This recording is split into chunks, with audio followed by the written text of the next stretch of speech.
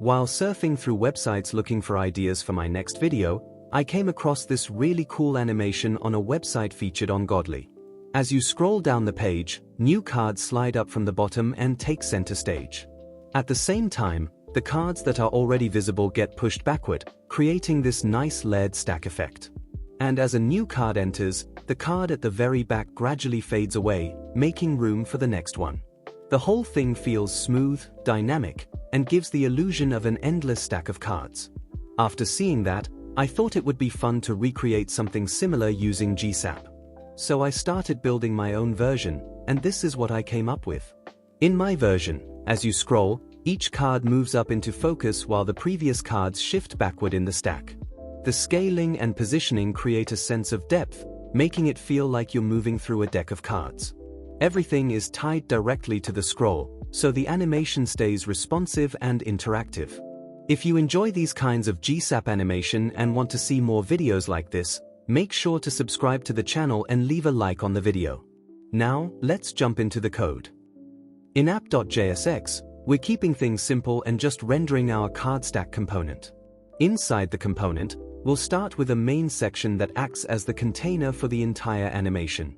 We're attaching our container ref to this section so GSAP can target it later, and for styling, we're simply making it take up the full viewport height, hiding any overflow, and giving it a background color. This section will also serve as the pinned area where all of our card animations take place. Next, we'll create a wrapper div that takes up the full section and centers everything on the screen. This is where all of our cards will be rendered. For the images, I'm importing them from a separate assets file. I've imported 10 different images and stored them inside an array, making it easy to loop through them later. Then, using the map function, we're rendering a card for each image in the array. Inside the map, we're creating the individual card element. Each card is positioned absolutely so all of them can sit on top of one another and form that stacked layout. We're also giving the card a rounded border radius, a fixed aspect ratio, and hiding any overflow so the image stays nicely contained within the card. The will change transform property is added as a small performance optimization since we'll be animating these cards with GSAP. Inside the card, we're rendering the image itself. The image takes up the full width and height of the card, and object cover makes sure it fills the available space without getting stretched. I've also enabled lazy loading and async decoding to help keep things efficient, especially since we're working with multiple images. Now before starting with the GSAP animations, let's import all the required packages. Then we'll create a container ref using useRef, which we'll use to reference our main section throughout the animation setup. Inside use.gsap, we're first selecting all of our cards. Then we're defining a couple of constants that control the spacing and scaling of the stack. After that, we create an iteration variable and store the total number of cards for use later in the animation logic. Next, we're creating an update stack function, which will be responsible for updating the position of every card based on the current scroll progress. Inside it, we calculate which card should be active, then loop through all the cards and determine their relative position in the stack. We also set up some default values for the card's position, scale, opacity, and z-index, which we'll update in the next step. Here we're controlling which cards are visible and how they behave inside the stack. If a card falls within our visible range, we make it visible by setting its opacity to 1. Cards that are behind the active card move upward and scale down slightly to create that stacked effect, while cards that are coming in from below stay at full scale and move upward into position. For cards that are coming in from below, we're simply moving them upward while keeping their scale unchanged. And once a card moves more than 3 positions behind the active card, we start fading it out.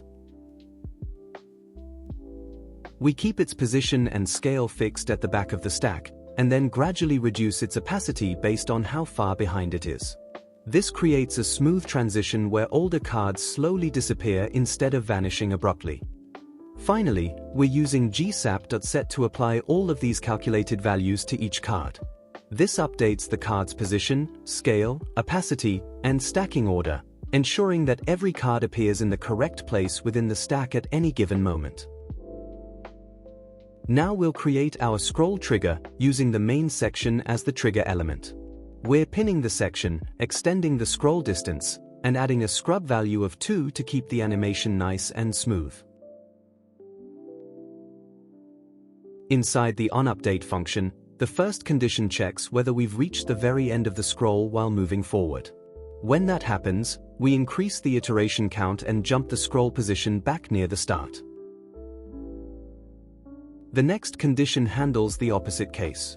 If the user scrolls back past the beginning, we decrease the iteration count and jump the scroll position near the end. Then, inside the else block, we combine the iteration value with the current scroll progress to create a virtual progress value. This value can keep increasing or decreasing beyond the normal 0 to 1 range, allowing the stack animation to loop infinitely in both directions. Finally, we pass that virtual progress into our updateStack function, which updates the position, scale, and opacity of every card.